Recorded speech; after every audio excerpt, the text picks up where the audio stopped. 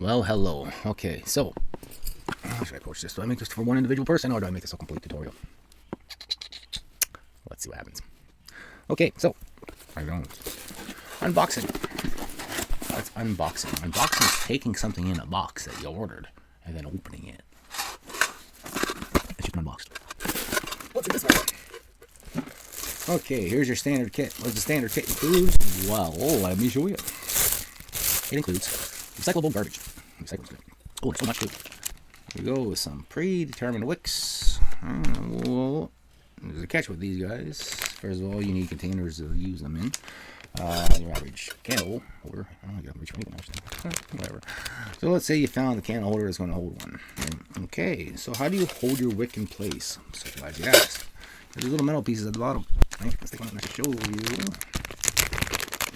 Alright, so here is your wick bottom. Probably recognize them from any other candles you may have burnt. Give me tea lights, etc., etc. There's the tea light beside me. Let's take a look. So take your tea light, pop that tea light out. I got you. Of course, I'm not damage doing it. Right, and what do you see? You see a little metal thing. Now, what's the difference between the tea light, candles, little cup, and why are these so big? Well, these are for bigger ones. How do you keep it in place? That's a good question. Several ways to do it. First of all, you get your little stickers that come with your wicks when they are in sets like this. You take your wick set like this. You take a sticker off like this. You take your sticker, this two-way sticker, and you center your wick right on there. You just did half the job. There it is. There's your sticker over top your metal and your wick. Okay, now for this specific set, I'm only going to show how to use this specific set and what came with this specific set. Now you take your container. You gotta belt that. Yeah, sort of don't have one. I mean, I can get creative. Bad way to fucks around me, right? How's that? Oh, fucking look at that. Okay, one coffee style. What does coffee style mean? It means you got your glass jar. Okay. You take this. You take the sticky part off the bottom here. Right? Remember I said it's a two-way sticker. So you take the little thingy here, piece of plastic, peel her up. You see that right there, a little peel? Yeah. See a little peel? And you just pull the peel right off. But we're not actually going to use it, so we're not going to do that. It was bad enough I wasted one on the front. Once that's off, you would line it up inside your mold and you'd stick it in. Now this is a bad example and I'll show you why. Number one, it's already curving on me. So if it was straight, bottom, it's barely going to touch the top. Is that a bad thing? No. Why is it not a bad thing? Well, let me show you. In this specific kit, you also have these. So what are these? Well, I'm so glad you asked. These are your wick holders, right? So in this case, it's a big ass jar. Well, it's okay. It's a big ass holder. Now, how the hell? You see how it's got little steps, right? So it just kind of sits there. So, in essence, the holes. See the holes? Each one has a little notch out. Take your wick.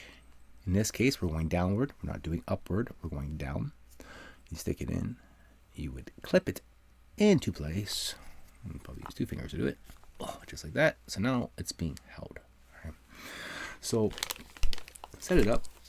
Is it going to touch the bottom? We have touchdown. Not only do I have touchdown, but I now see how much slack I have. Right. So with that being said, when you don't know the desired length as of yet, you would take it and you would pinch it without setting it. Make your wick as straight as possible. You would then push it down. You would push it onto the glass, like the bottom piece. You push it so it's stuck there. Like I said, I'm not doing it to this one. It's an example though. Right? You pull your wick once it's attached without pulling it off. You pull it tight, which in this case would be right about there. It's not going to show me 100% because it's not attached. What I do know, that right here is how much I need. So from there, you know, you're attached, you're in there, you're safe, you pour your stuff in there. What stuff? I'll get into that, hold on. You would pour it up to the point of desire. In this specific case, because of because of the design of this jar specifically, You only need 1 wick. It's going to go right in the middle. You don't want 2 wicks. You don't want 3 wicks. You definitely don't want 3 wicks because of the fact that you're getting too close to glass now. It's not going to evenly burn. Right? Can you get away with it with this specific jar? Sure. Sure you can. When you do place it, you line up what you can line up. So in this case, it's kind of like an in-between 1.5 and a 2. So on a level 2, it's going to sit, have it in place right there. Both bends that lead to number 1 is where it's resting. Pour it on. You can make little adjustments if you need to after the wax is poured while it's still liquefied, and we'll get to that in a second. So why are there 2? Okay, I'm so glad you asked. Let's see here. So you take your wick in. You see it's got a double slot, right there. So just 1 like the middle as a double. Why is that? Well, because you might need to go farther than you need to keep them separated, or it might not be that big of a candle and you want to keep them closer. When I say them, that's because it's going to be a double wick. A double wick meaning 2 wicks. Who would have thunk that was going to happen? 2 wicks. Long as the wick ain't John Wick. Yeah. Okay. So we got this guy in here. We got this one in here. Right. So if your candle is like, say, approximately, pull you straight, like this wide, then sure, yeah, you can do it like that if you really want 2 wicks, but 1 wick will probably be enough. Now, your better bet, if you got a fat jar, you go sideways to that side. And you do the same thing over here, that side to that side. Do you have an example? Fuck, I can make one. Sure, why not? Oh, I want to take this. I can kill a bunch of shit. This is a dog jar, so I'm going to take it and dump what's in it. Really? You want to be that stuff? There we go. I can dirty sock. Let's get it.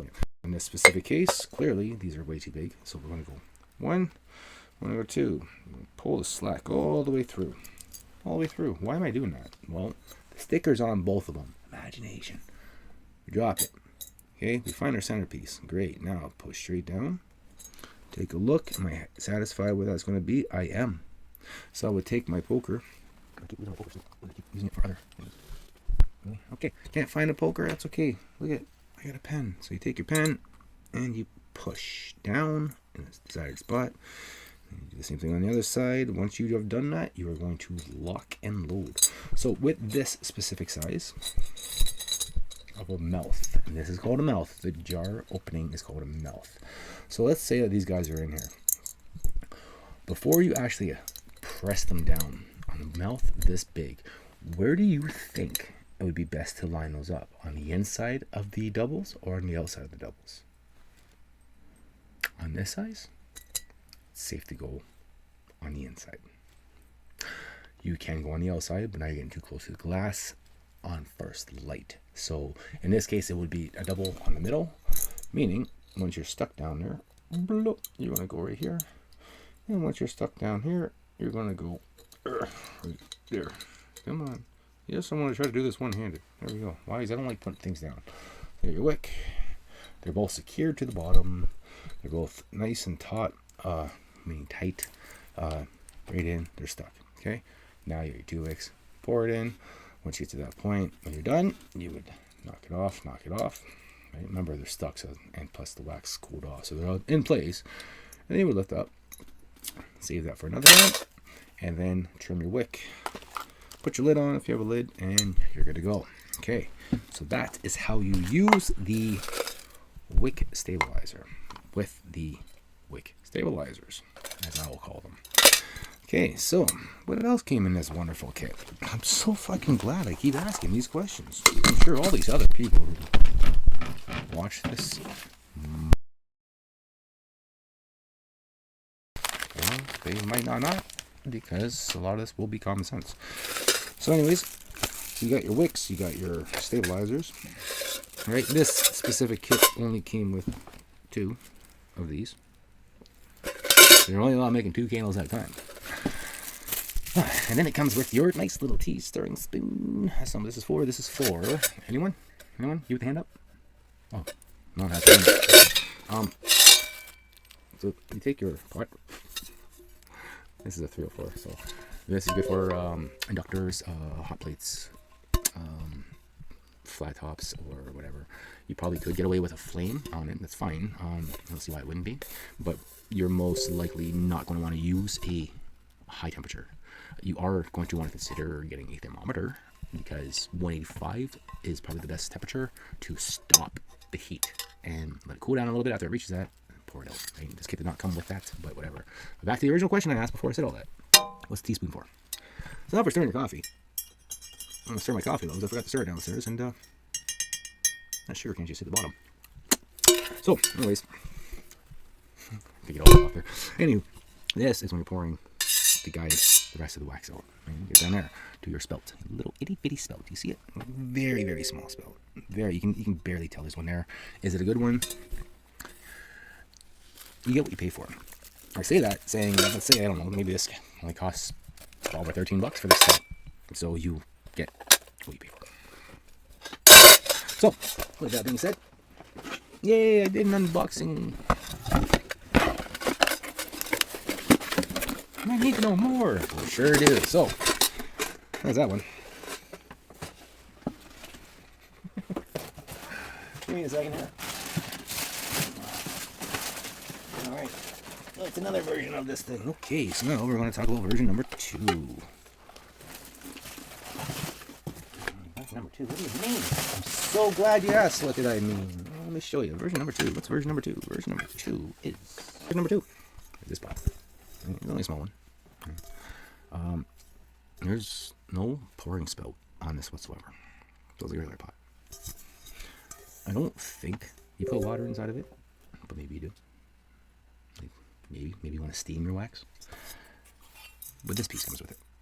So this piece sits on the top, just like this. So it sits on your burning or your heat element, whatever you're choosing to use. You put your desired amount in here of wax that you're trying to use. Right? It's okay if you use too much. It just sucks when you use too little. And, once it's heated up, take temperature and then remove. Now, before we get into that, I'll say you remove by taking everything off, if possible. Right? Wear mitts. This will be hot, and then you take your piece here and look at. It's got a dual mouth. So you got one side there, you got one side there. Both have nice lips. They both have a good curve to do a nice controlled pour. Less mess, more control. Great. If it takes a little mold, as an example for here, and there's a candle mold. Will that fit? That's almost overkill. Almost overkill. So slow and steady wins that race, right? Without making a mess. And also, oh, I thought they were different sizes, but they're not. Right, so that's your thing there. And then, what else do we got? I'm so glad you guys keep asking. Number 3. Is this, oh, look at that style. This is nice, right? Almost like number 1. Much more controlled. This is a 1 liter worth, right, that you can do. And you treat it like a kettle. So you put it on there. You have your measuring inside. I don't know if you'll be able to tell. You can barely see those lines going right here. Right there, all those numbers and stuff like that. So this does have the measuring of ounces as well as milliliters on the inside, right? This is very nice. I like the set that this comes with, and I'll explain more about that. What else came with this set? Well, I keep saying 185 is the temperature. Okay. When you're making candles, you want to want yourself a thermometer. Now, sure, you can get an oven thermometer or a meat thermometer. I don't recommend it, but you could. But if you look for a specific word such as candle or candy, that's the kind of thermometer you want. So yes, you can take the temperature of meat, you can take everything like it's a thermometer, right? So it's, you stick it in, the metal will heat up, and your digital screen will tell you what the hell you are at, right? So this specific one, let's see here. Apparently it is, oh, it's dropping.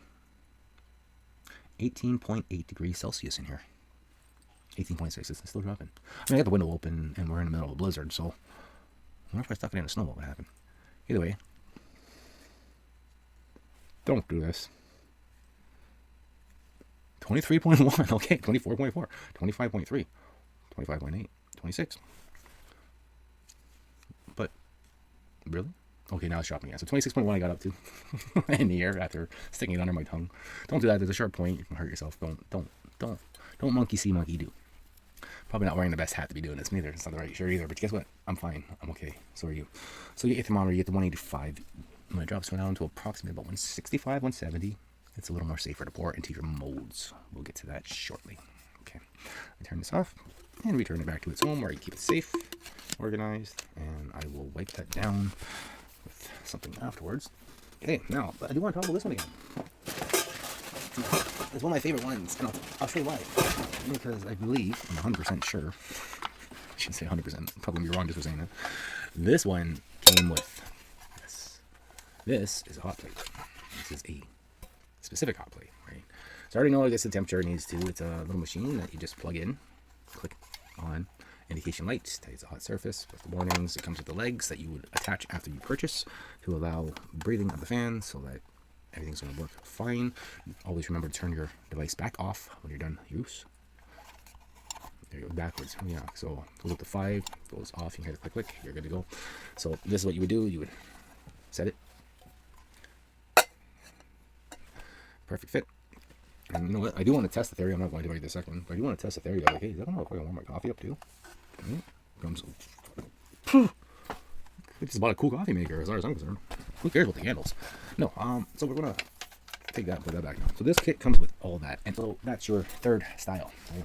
So here we go. We just covered 3 styles of melting pots. Melting pots, the purpose of stabilizers, how to set a wick, and whatnot. So depending on the containers you use, not all wicks need to be as big as they are.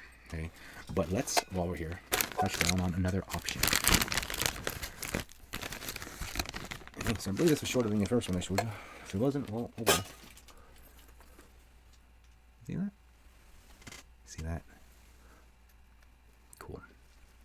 That's how you set your smaller ones. So let's say you don't get those metal ones, right? You have different options here. You choose your thing, whether it be a tin can holder or something smaller. I really don't want to reach up there to grab that. I have so much stuff on my lap right now. I got nothing to replicate the jar. So we're going to use the invisible jar. It's this big. See this invisible jar? We drop it in. Right? Don't forget all the other stuff I already told you about the sticker. You set with that. You would push down on the sticker. Okay, now your invisible jar is only this big. This wick is way too much. So you drop this. And then with this piece, where's the one I already destroyed? Doesn't matter because I will never use any of these wicks. I have a different game plan. And as you see here, I'm going to just twist and twist. You know, wax is coming off and everything. If I want to be extra safety or extra careful, I should say, I would take it, I would make a little knot. Bloop. Right, tie it off there. Slide right down as tight as I can go. Right, match the height of whatever I'm going to be pouring into. In this case, my invisible jar, which is only this big. And that will do it right there. Now that I'm secured because I stickered it to the bottom and I poured and I tied this off, I can now pour the wax in at its cooled temperature, not at its fresh off the burner temperature. Like the 165, 170, I'm going to pour it in, let it fill the jar. And then from there, just let it sit for a few minutes, whatever. Some people normally go just pour and then that's it. They'll take off or whatever, come back and like, oh yeah, I forgot to do this. Then what do you do? Because you just waxed everything and this is clearly not going to be coming up because, like, you know, oh, what am I saying? Just undo the knot. Common sense, right? Okay, sure. That's one way to do it. Or you get your scissors and then you know that the jar was only this big. So therefore the mouth of the jar only went up to here, which gives you this much leeway, which means like snip it and then slide it right off. And then that candle is now set, forget, package, go, or gift, or whatever you're doing with that specific one. Yeah. So that is your basics of candle making. That's your introductory to candle making, is knowing the basics of the tools you're using and why you're using them. Okay. Now let's move on to some more advanced stuff after this small coffee break.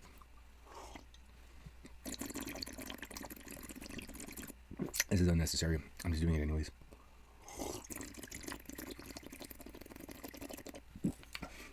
Some people will catch the reference, other people won't. That's what makes it funny to me.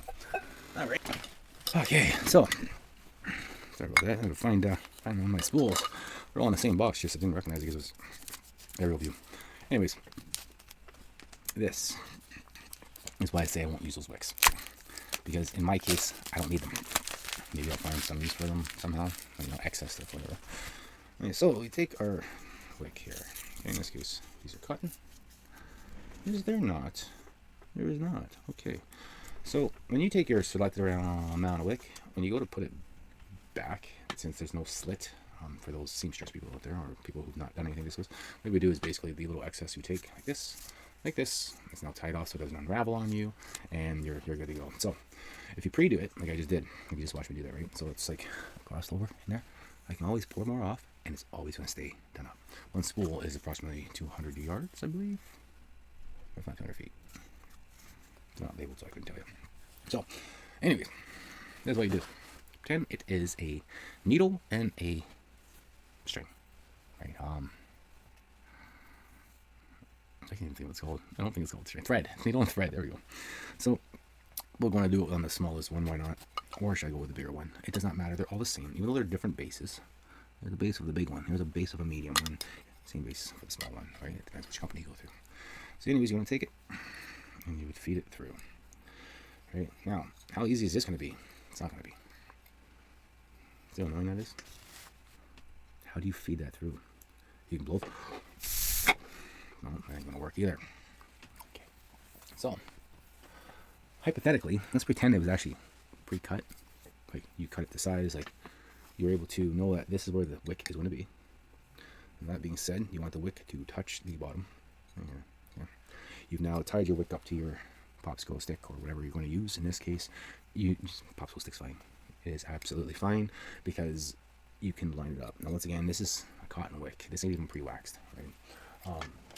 So if you take, right, so we'll take this one that we already tied something to.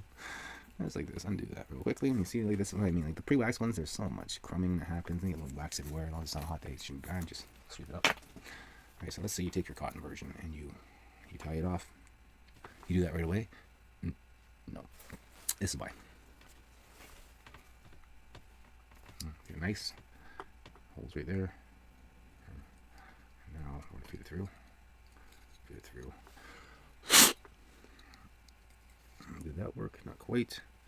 So when it's stubborn, like this one being, what I like to do is I keep twisting it. I twist as I'm pushing, and it's like you're forcing it to get really, really stiff instead of flimsy like this. You're making it now super hard, making it a lot easier to push through. So I'm through here, but my finger is not going to reach that and pull that through. So I need a lot more than this. Once you get enough through there, you're pretty much set. There are other ways to go about it. Which include poking it through with a poker of sorts. Which, you know, since I pulled the big box over, I can probably have one of my boulders. Here's one of my boulders. You get poking stick or whatever it is. The thinner the better. Like you're looking at skewers, so like the stuff you make shish kebabs on and all that, right? Once you do that, you'll notice it's a lot easier to push through. A lot easier. So maybe just go right for the stick from the beginning. Once you got enough through that you feel comfortable, you can take your other end like this and either catch it and pull. If it's giving you that much of a problem, then you would basically try to catch it with more of a pointier part. Now, I have my length. Now, I'm going to put it through the second hole here. Okay? And then there's different ways to tie it off. In this case, I'm just going to simply one-time it like the shoelace, just because it's easier to undo in the future. I'm going to take this. I'm going to slide this all the way up like this. Right? So, do I need my center point right now? I do not. Where I get nervous is, isn't the wax going to come out the bottom? Well, sure it will, until it hardens. So what that means is you're going to now take your size, move your stick. You've dropped down to 185 to 165, 170 degrees. Pour your wax in. Right? You take your whatever desired. Pop. And it's going to look great. And this is going to be stationed on a table. I'm not holding it and doing it at the same time. I mean, you could if you want, but station on a table. So you want to pour it, and then you're going to take your spoon at the same time. I know I stuck you over here. If I didn't stick you over here, then that's okay. I got another one right here that I did use already. And it's actually still wax on it and silicone because I made silicone holes. And then while it's on your table, you just scoop up until you get to the desired height. In most cases, when you have a mold like this, is going to go to the desired height of flush at the top. Once you do that, bolt like that, right there. You center your circle, your stick, the best you can. As you pull right here, right now, from this point here, you are literally, you're done. You're done. You poured the wax in. Now you're just waiting for it to cool. Okay, this is cut. This isn't attached to the spool still. Just so you know, like this is, you have it predetermined. You're tied off. Any excess you did have down here, like maybe you want an additional inch or two because you need to be able to tie off up here and down here. This can go out of the way. Great, because it's cooled off enough, you can technically get away with taking your finger on here and pouring just a little bit in that first. because we already know that once you get to the center point, it's good, right? So like you pour a little bit in, hold this for a second, blow in it, whatever you need to do to cool it down quicker. Just don't add ice or water to your wax. Once it's like that, you're good. Okay, if you need to tighten this up, tighten it up the best you can. Right, in this case, just it's hard to show you with one hand doing this, one hand doing that. The better way to do it would be like basically you tighten like this, pull this right till it's nice and taut. Just now that we know that this is gonna be nice and stiff on the middle, going straight, nice, taut. It's perfect. Pour your wax in. Right? So you are going to now fill up your mold. It's the very top. It's the very top. It's okay if it does a little bubble over top. I say that because if you have that bubble, a little, it's perfect. You grab your whatever tool you have. I do have a special tool that I use. I came with a manicure kit and a little cuticle cutter. And this right here, what I would do is once it's completely cooled off, I would take it and I would ride the top of the whole thing all the way around, over and over and over, and let it cut through, because there's a small blade right here, right? Very, very small blade on this side, and it has a stopper. The stopper allows me to stop at approximately halfway. So following this guide and keeping my blade flat the whole time guarantees a nice smooth finish. I'm done. Now, say the blade, let's find out, because I never tried it yet.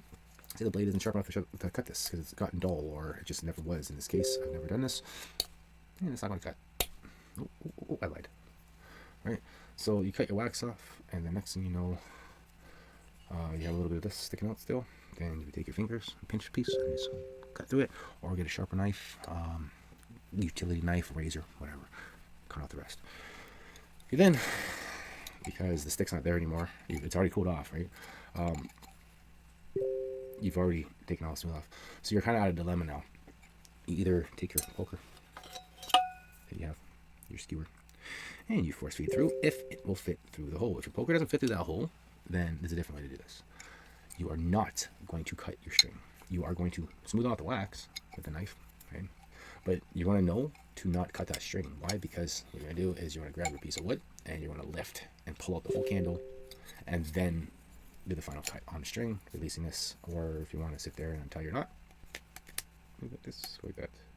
Boop. Right? Yep. It's like that. You're now free. Right? But untying your knot means on that other end of the candle, because on one side this is all tapered, this side is their flags, at the bottom they have this extra piece. Whoa, jeez. This is when you have two options. You can separately buy these pieces of metal. You can separately buy them, if that's your style of wanting to do with the molds.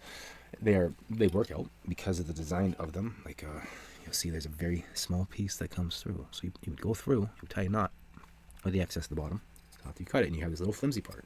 Right? So just showing you this little flimsy part. Right? Imagine this is now the candle. This ain't a mold no more. This is now your candle. So this little flimsy part that you didn't cut because it was tied to a piece of wood.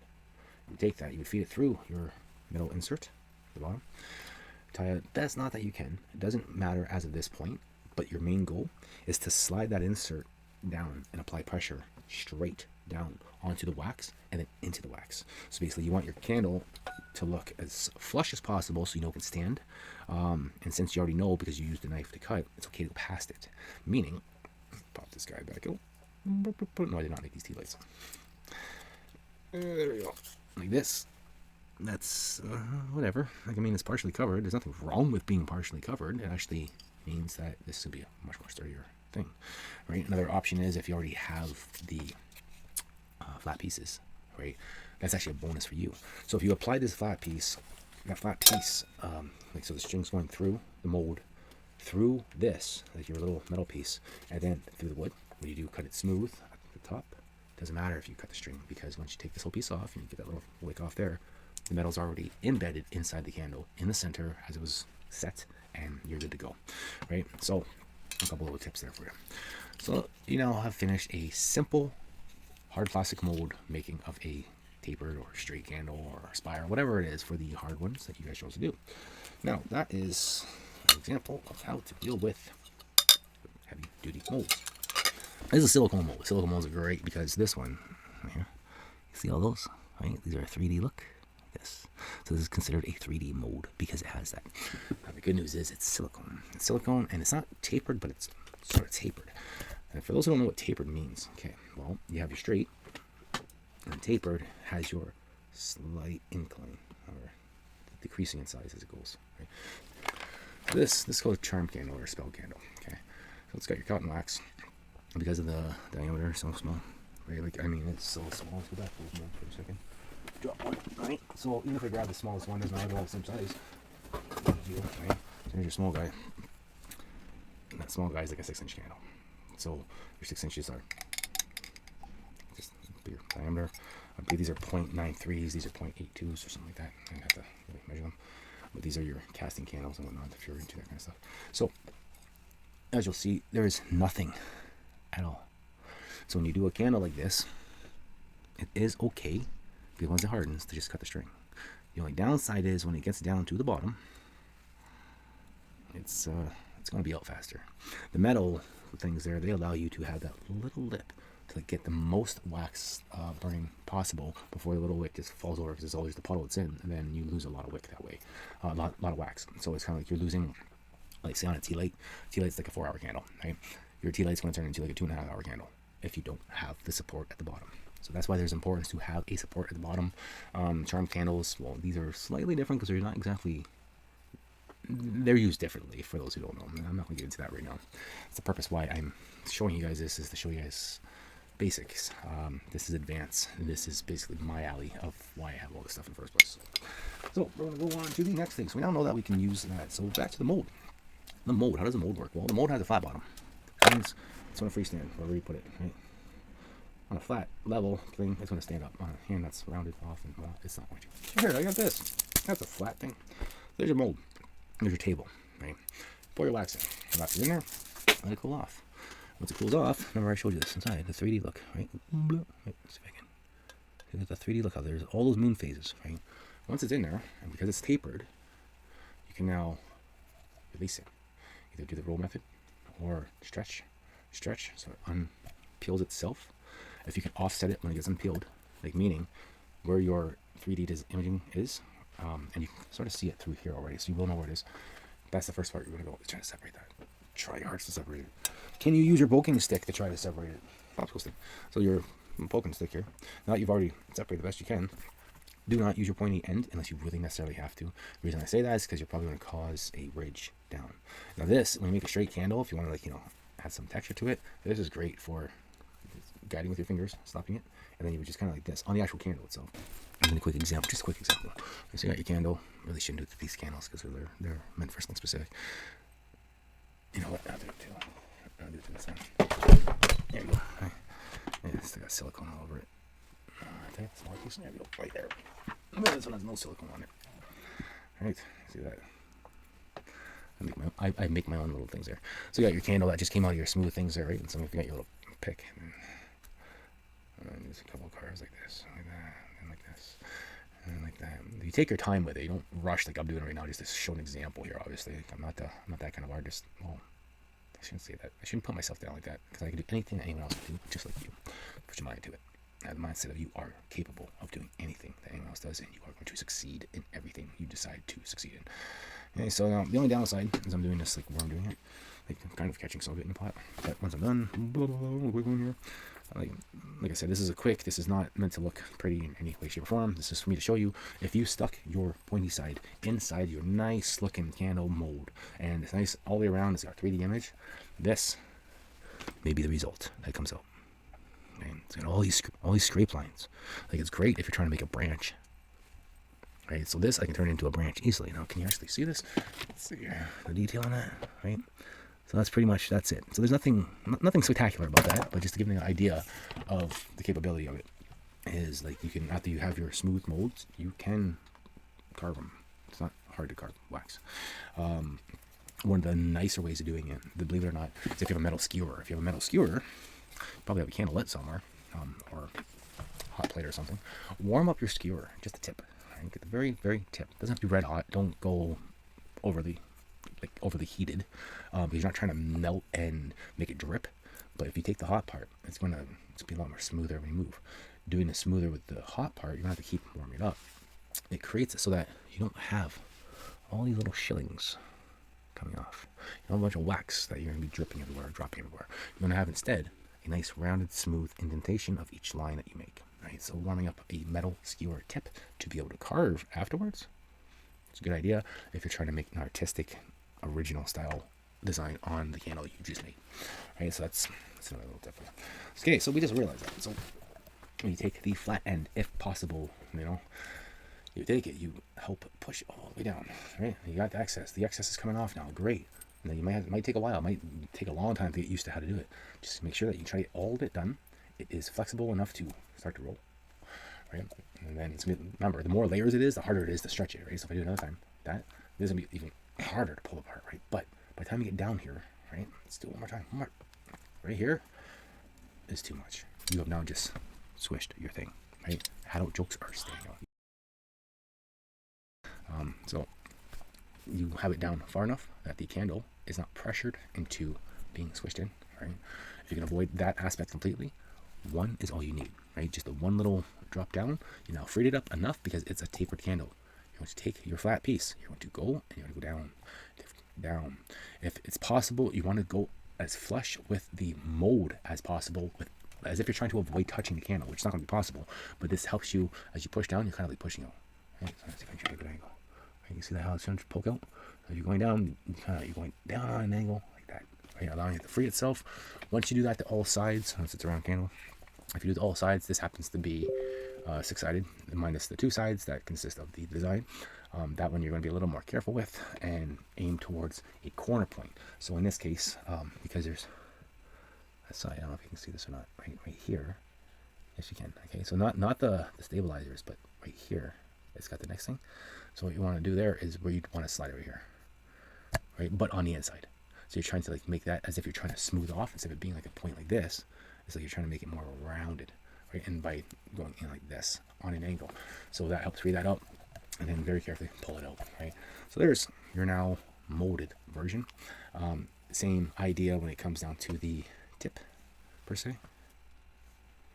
I just realized a very important thing about this one. I believe that this is the resin mold because I don't see the hole for the wick to come out. So that means to me, right here would be the center. If you accidentally buy a mold, silicone mold, and it's for epoxy, not for candles, can you make candles in it? Absolutely. Might struggle with the wick part. So how do you go about doing that? That's how. That's simple. What I just do, well, I took my little poking stick that I said don't use on the inside because you're going to wreck your candle or you're going to wreck your mold.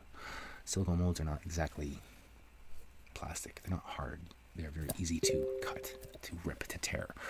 Can be very easy. Come on, you can do it. You're going to do it. There are silicone release stuff too. And the best part is after I pull that out, you can't even see the hole. Why?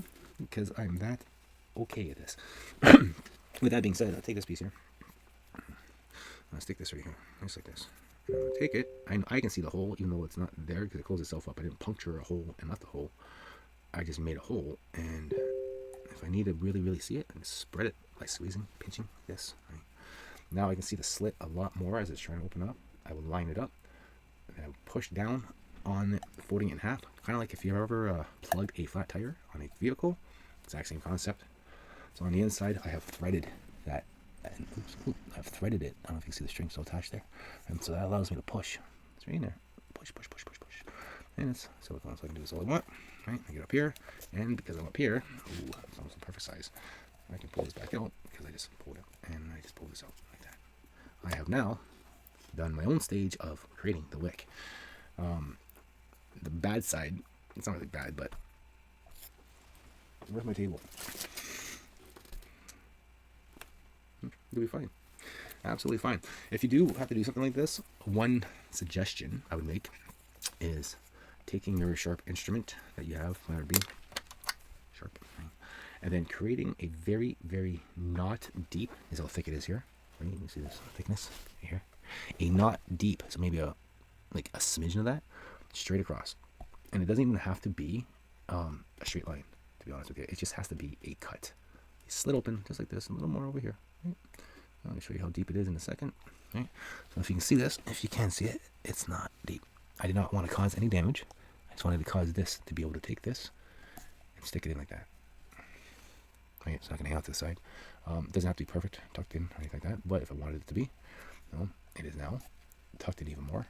And like I said, if I want it to be completely, OCD kicking in kind of deal, I would take the time and I would actually cut the groove all the way across, or pull it like this to make it cut itself. And that being said, I now have my wick prepped. I can cut here, that's fine. I would take this piece here, I get my piece of wood. Now if you don't have any of those popsicle things, but you have a skewer, your skewer can in fact also work by simply wrapping it a couple times. Pull some excess just so I can show you this.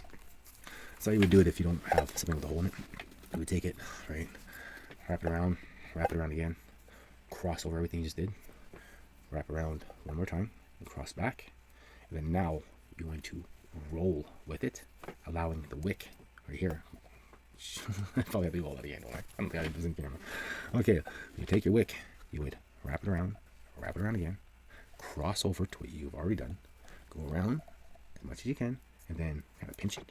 Once you pinch, like you have no more, then you're going to roll it just like this, and you have just made your own. And with that being said, you then, I'll put that down for a second, slide your mold, like the slide, and you go until it lifts.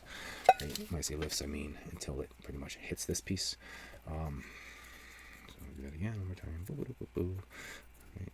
Okay, so one time, cross over, set right here, right there, lock it up, just like that, and then I'm gonna hold this like that, and pull it until it's nice and taut. No, don't unwrap it, no, like that. Set it to what looks like a perfect, and in this case, because of the shape, I just go from a corner to a corner, right, like this. Pour your wax in, and in this specific case, okay, so you're sitting on your table, right, and you have this centered, but you're scared that anything bad can happen here. You're gonna pour your wax in, right. Release the pressure of holding the sides, because then it's going to be a warped candle. Let the wax do its thing by fulfilling the mold, right? It doesn't hurt that at any point in time when you pour your stuff, just to near the bottom, and then maybe work your way up. And what you're doing is you're trying to get rid of any air pockets, any air bubbles that may have been made, right? In this case, you don't have any more of it. And then you keep pouring until you have your candle full, right? The same concept of before you get to this point, if you have those little metal things, put the metal thing in, because this is a big base, and before you wrap this up, and then when you wrap it up, you have a little slack, right?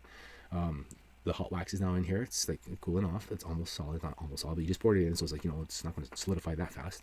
And then you would take it, you'd apply pressure on the metal thing to push into the wax, right, so it sits nicely, and then continue your wrap, let it sit. If you want to, just ensure that you don't have to worry about anything, doing that once or twice, you want to notice that the color or whatever will change from a liquid looking to a frosty looking. This means that, okay, you made a coolness happen to that center and solid at the top, or bottom in this case, which is great. That now means this is pretty much safe to let go, right? So you don't have to worry about it going and whatever. And then as of that point, you just walk away from it for a few minutes, let it harden, right? Depending on the temperature of the area in which you're doing your molds, you want it to cool off enough that you're going to take out a solid thing, not a partially still liquefied where it's just be nothing but a mess, right? So in this specific case, I would leave it for at least 10 minutes, at least. 5 will be fine. Can you stick it in the fridge? I don't advise it. I don't advise any speed curing. I don't know if curing is the proper word here, to allow it to turn hard. I wouldn't advise anything along those lines. Let it naturally do its thing. Between getting air pockets out, letting all that just kind of lift on its own, you want it to be as natural as possible. You try to quickly do these things, well, you know what happens when you rush, right? Sometimes things get really, really complicated. If not, you have a lot of stuff to clean up afterwards because you rushed it instead of taking your time. So that is now how you do the molds for this silicone and for the hard plastic ones. Now, what's an even easier one? Well, you have two options here. Either try to make yourself your own sheets of wax to roll up. You know what the problem with that is? I'll show you. How do you know it's the right size? I don't mean like the size, I mean like the thickness. Make it too thin, it's not going to roll. If you make it too thick, it's not going to roll. Right? So it's like, well, what the hell? Like, what can you do? Well, it's a little pricey unless you're a smart shopper and you know some tricks on certain things, certain places you shop at, or you collect points here or there, or you have credits, whatever. Then you go out and you get what I call the sheet mode. So the sheet mode, completely silicone, Right? You got a little locking mechanism here. Right? Little guys here. And you got the other right here. So in order to lock it, you simply just line it up and feed the holes through. And then that's it, right? It's that easy. But is it? Don't do this in the air. It's a sheet. So, on your table, you would have this. This is flat. Right? Completely flat. On your table. Okay, for this purpose. Okay, so we'll take this. Okay? Here's your table. As an example. Okay? Obviously it's not, but whatever. Okay? With that being said, I know that it needs a lock. And how do I know it needs a lock? Because it has the box. The holes right here. The holes. What else you notice there? You see it? Look at this edge. So when the mold's in place, let's see if I can try to show you here. When that mold is locked into place properly, see right here, lock it down. Where are you? Right? Right there. Okay, so I now know that this is the height, right? Because it's a preset height, a perfect thickness. It's got edges to prevent going all the way down. You would use a spatula, which I didn't come with one, but like a spreader, like the kind of use what you do in drywalling and stuff like that. You would take that and you would smooth it off, best you can, go back and forth until it looks all nice and pretty. Okay. Once you got the whole thing, this is a long one. Once you got the whole thing done, pieces of wax. Right? Once you got the whole thing done, you've smoothed it all off, right? You have all the excess has now come off, come out, whatever the case is, right? Do not apply like stretch. No. It's more of a right, not a right. You're not trying to get the wax out. You're trying to make the top of this flush. That's it. You're trying to make it flush and nice and flat, right? So that's what I'm saying. If you can get a spatula that's actually the same width, you're laughing. If you know that's oversized, it's mostly concrete spreader, but yes, that's perfect. Knowing your thing. So if this is 12 inches, I look for a 14 or 16 inch spreader because then I know I'm on both edges. Both edges meaning when I do this, I'm not going to have a little lip sticking out, making it too thin, but I'll most likely be perfect because I'm riding this rail and this rail at the same time, making it nice and smooth. Right? Getting all the excess to keep this nice and smooth and flush. Let it sit for a little bit. Now that it's sit for a little bit, you would take your mold, lift in the corner here because it's already open, and you would just roll it away. Roll it all the way. You now have a slab of your wax on here. From there, same concept, like it's silicone, right? So it's flexible. You would lift off the table, peel back a corner, and follow all the way down the edge. And now that you got a little lift right here, roll your wax. But keep in mind, how thick are you trying to make these circles of the wax when you roll it? And did you put your wick in first? How do you put the wick in first? I'm so glad you asked. Let me show you. At a predetermined size. Okay. So in this case, we want the wick to be from side to side. Then you pre-cut your wick to be from a side to a side. You know, waste not one. I try to have two, like, you know, here, I'll show you. This, great. This, pretty dumb, because now you're gonna cut this off and cut this off. Once you cut those two pieces off, like, did you see how much you're wasting? Right? And yeah, sure. You have like 200 feet or 200 yards, whatever one it is. I can't remember. You have a lot of wick. Who cares? Like, who cares because of how much wick you have? Like, it does not matter if you waste a lot. Okay, but then you have to replace the wick when you run out faster. And when you add up all the wick that you just wasted, you could have made like dozens of more candles. So getting accurate with your measurements in this case, because you already know if you're going to make your candles roll this way, you already know that they're going to be that size. You already know you only need a little bit of excess wick to the light. And you already know that the other side, you're going to want to attach something like a little metal piece that you can just pull through. Because this is now a sheet of wax, you don't have to worry about anything. This can be loose.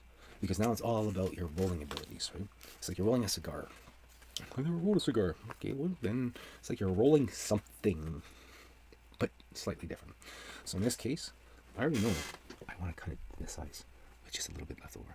And then once I cut it to that size, I would slide it down to compensate the little metal piece that I'm going to put right here. And before I do anything, remember this is just a wax piece now. Before I do anything, now with the wick lined up, I'm going to roll. I'm determined to make my candles this thick, only this thick. And roll is really tight, super tight. Look at this, okay, nice and taut. And because I know this is the size I'm looking for, okay, because I can't do everything at the same time in this case, and it's not wax I'm doing, I'm using the actual mold. You know, I just put it backwards and do it then. You go super tight, wax in the middle. Okay, super tight like that. Keep the loop side to side to side to side, right? Because you don't want a big air pocket in the middle.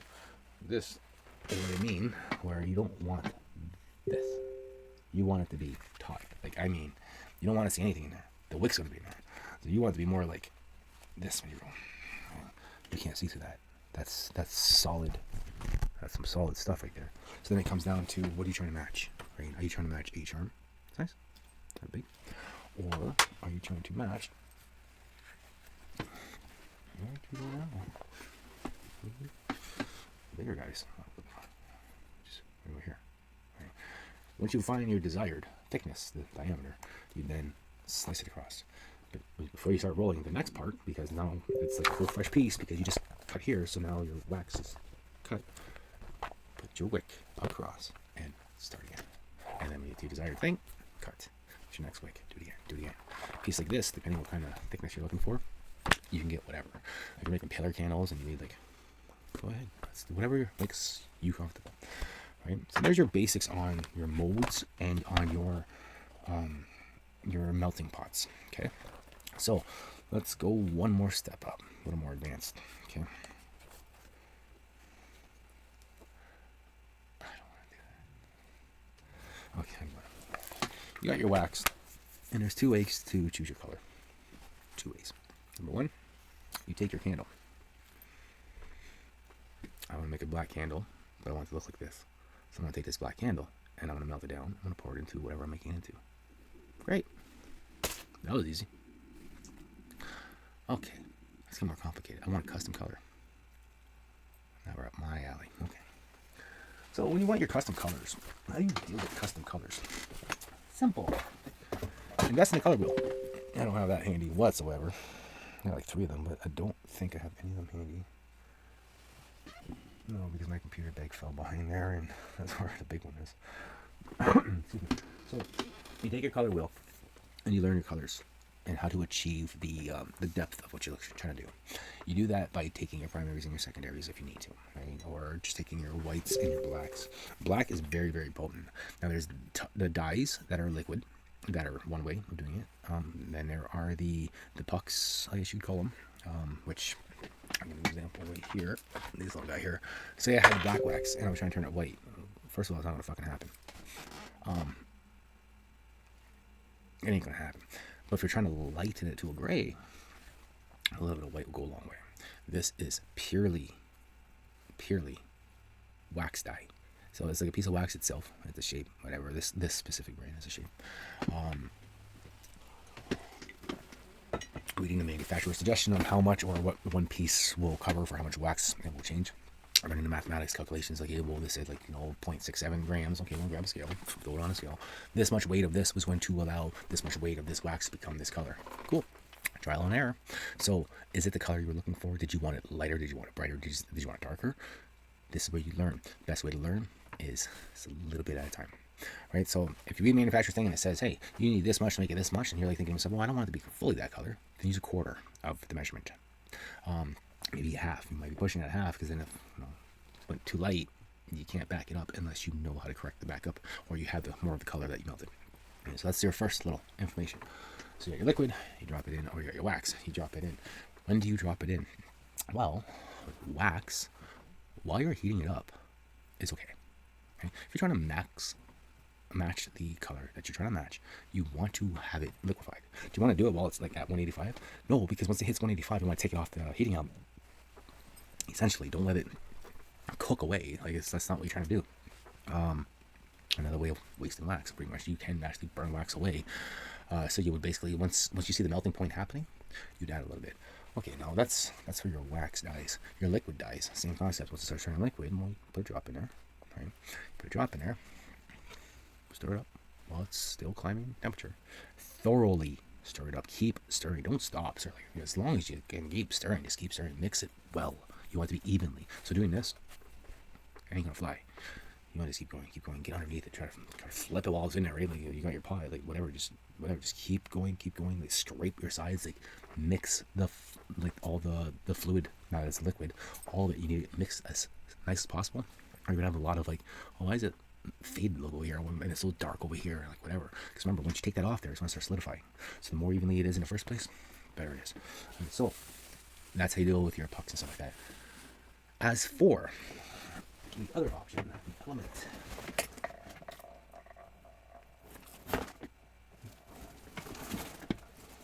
Stickers in there.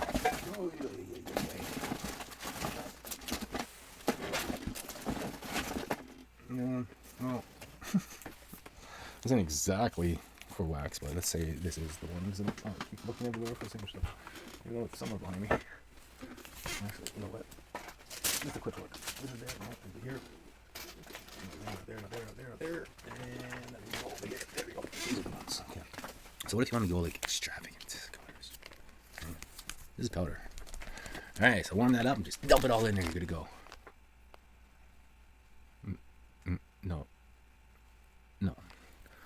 You take your thermometer, you reach the temperature you need. 185. You then remove from heat. Okay. You're going to take your open package and you're going to try to get that perfectly there. Almost about there. See how it works? Say I had that cut right there. Okay, just a small hole, and I mean an angle like this. Right, so just the very tip is cut off. For those Canadians, it's like cutting your bag of milk, but trying to make it so it's just a itty bitty stream. Why just an itty bitty? Well, it's powder. It's fine powder. It's pigment powder. It's micro pigment powder. You take your micro pigment, and you're basically tap. Just remember, you've taken it to 185, and now you're taking it off. You've watched it drop to about 175, right? Getting closer to that 170 mark. Okay, thoroughly. Like, don't whip it around, it might make a mess, but thoroughly. Keep stirring, keep adding. Keep stirring, keep adding. Keep stirring, keep adding. How do you test to know if that's the color that you were trying to aim for? It's a spoon. At any point in time, because it's getting liquid all in it because you're stirring with it, right? You take it out, have something beside where you're mixing your stuff, like a sheet of white paper, right? Maybe something better than paper though, like a Tupperware lid or something like that, right? Or whatever you can come up with, white cardboard would be better if you can, right? And then while you're stirring, you basically take your spoon out, or if you can kind of take it out and take a little scoop with you. That's all you need, just a little bit, and then you go tap. Set the color, add a little more. I need to be a little more brighter, a little more pink in this case. So you're just going to keep adding. Okay, you're going too slow because you're worried, or you're too focused on the thorough, but you're slow. Okay, it's fine. Was the last check you did good enough, but you know you need more powder? But now it's like starting to get harder because it's reached a temperature of like 160, 155. Okay, that's fine. Put it back on your element. Let it liquefy back up to 185. All right. So now you take it back off. Continue stirring. Continue stirring while it's on it. Now you can do extra stirring. That's even better. It's definitely more thorough. And just keep going. Right? Changing it up. Change your direction. That's fine. Go zigzag, cross, and then back to circles. Change it up. Thoroughly mix all of it. Do not use an egg beater, blender. I mean, like, you could, but please set up a tripod in the camera and record yourself doing it, and be sure to hit high speed if you're going to, because this will be fucking entertaining. But no, don't. So you do that, and then you're back to, okay, let's add a little bit at a time. And you just a little bit at a time. Even if it takes you 4 or 5 processing to reach that color, you're trying to learn. Plus, you're only adding a little bit at a time, because the last thing you want to do is waste your product on making it clump up. Now, why are you waiting for the temperature to drop from a 185 to like a 170, like before you add powder? Because the heat will cause the micropigment to clump up. Like it won't stir, right? So like if you can sit there and use like a icing sugar sprinkler. I don't know if you guys know what that. It's like a meatball maker, but it's different. It's got like a bunch of little holes instead of dimples, whatever. And then you're just gonna fill it up and you just keep shaking it. It's like using a sifter, but different. Or use a sifter, because you want fine powder to fall and then just keep mixing. You don't want it to fall in one spot and then stick it under and try to mix it. No, that's instant clumping. You want it to be evenly. That's why it's very slow, very small hole. And just keep going, keep stirring at the same time. Stirring with one, tapping with your finger on the other. And then once you start thinking, okay, it's time to reach that color, right? Keep an eye on that thing. If you want to keep a thermometer there, you can. Don't need to. You'll be able to tell by, hey, it's getting harder to stir because it's solidifying, or it's solidifying. So now we're going to take it, do another check on your white. Is that the color you're looking for? I think that's the color. Okay, stop stirring, or continue stirring a little bit more. Let it cool right down. Okay, not down to it's completely hard, but let it cool down a bit more. Take another scoop. put it there, take a look at it. Is that it? Before it turns completely hard on you, is that now the color you want? Once you like, yes, that's it. Okay, put it back on one more time. It doesn't have to get to 185 again. It just has to turn back to a liquid state, which will allow you to pour it properly and evenly distributed. Just like the stirring you did has evenly distributed, everything's going to be that color no matter what. It's a desired color. You've already tested it. You can then throw your thing, your bag of thing, back onto a scale. If you weighed it before, I'm pretty sure this is grams or something like that. If you weigh it before, or it tells you, hey, this is a 20-gram bottle. Okay, so you know there's 20 grams in there. It doesn't know how much the bottle is. Put the whole unit on a scale, and then able to tell, okay, well, there's 20 grams in there, so that must mean this bottle is like, 14 grams because it says 34. Okay, so now you know 34 is your base number. You found your desired thing, and when you're done, you put it back on there. You know that it almost took half that thing. So now, 24 is your happy. Once you get to 24, so you can pre-take half the bottle next time and have half the bottle ready to mix in. Does that mean just pour it in? No. You now take your 10 grams of your powder. You got your 185, your temperature drop. You're still going to do the same thing. You're just going to tap it out. And that's the thing, though. You know that this pre-measured thing, because you've already done this trial and error, you now know this pre-measured is all that you need to make the color you need. So try to time yourself. Then instead of constantly warming it back up, right, you're allowing it to pour out a little bit faster because you're stirring a little bit faster, but controlled, not making a mess, right? And just keep going. And then if you end up getting it where, hey, the bottle's empty, nothing else coming out left because you already have it in there, okay, now you just focus on stirring, changing it up, flipping it, everything you can, get it go, scraping those sides all the way up and down, scratching the whole bottom everywhere you can, back and forth. Keep going. It's getting solidified. You did it your first time. You're one tried because you've already done trial and error. Okay, so that's your whole, hey, I know because I've done this before, this is my weight. Take notes on this kind of stuff if you're planning on doing repetitive stuff, right? Custom colors, right? Another custom, and that's where the color wheel comes into, where you can do comparison. Plus, most color wheels, they also have the triple window effect. So when you look at it, say you take the one and you're trying to get to a certain shade of whatever, right? I'll say, okay, this is it right here. To get this shade, you gotta take this color and you gotta take this color. And this is 2 of those and 1 of those, and you're gonna reach this.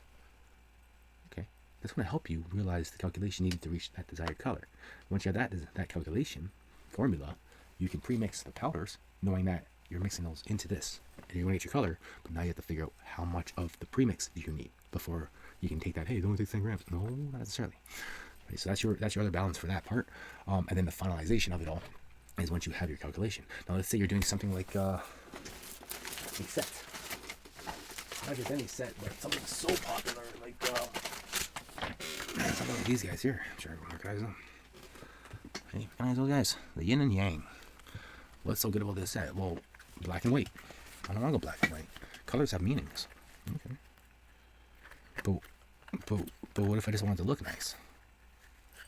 Okay, then what you're looking for is complementary colors. And that's where your color wheel will come in handy as well, because it'll tell you a complementary. So even though I have this calculation of 1, 2 equals this third one right here, the color that you're trying to match, if I'm spinning this wheel and you find a color you wanted, you look directly across, underneath, this is your complementary color. So whatever ends up in this box, whatever's in this box is the perfect complementary color.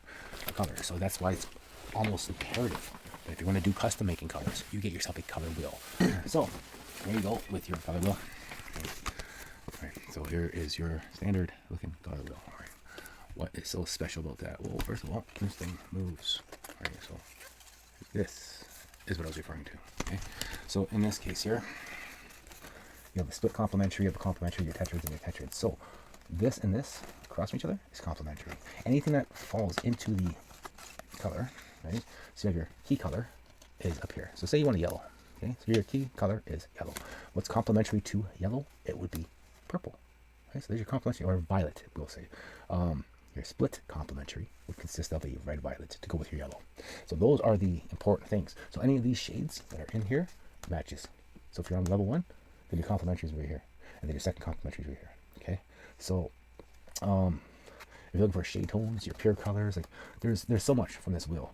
Now let's say that's a little bit too much, right? You basically you turn it all to a key color.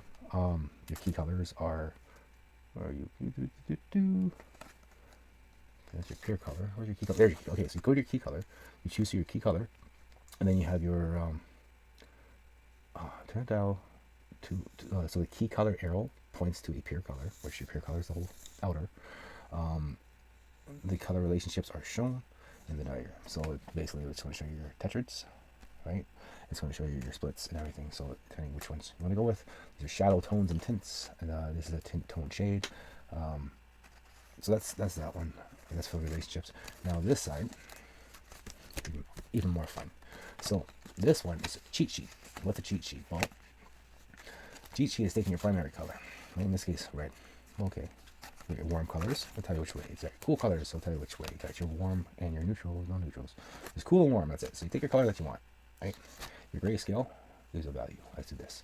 So based on adding your primary colors or your white and black, your shades, you'll come up with these based on taking your chosen color and then adding the other color.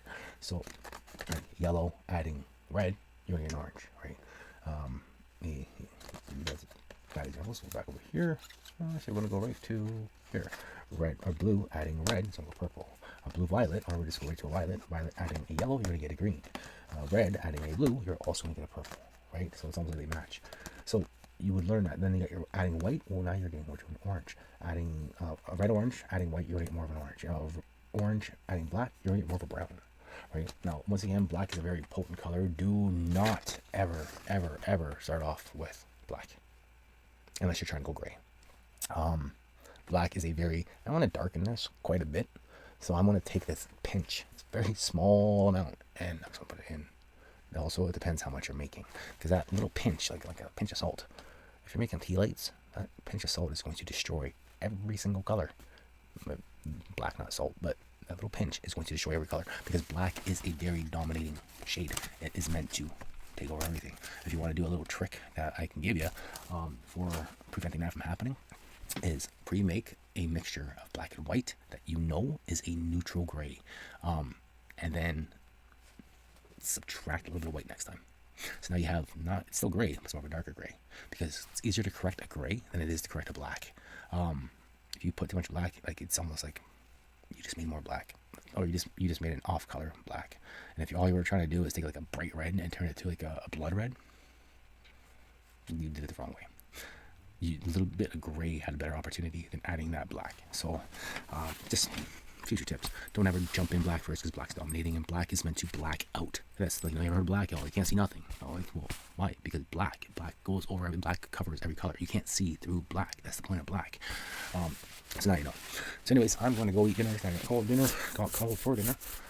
I hope that this information actually helps a lot of people. Hopefully it's entertaining and educational.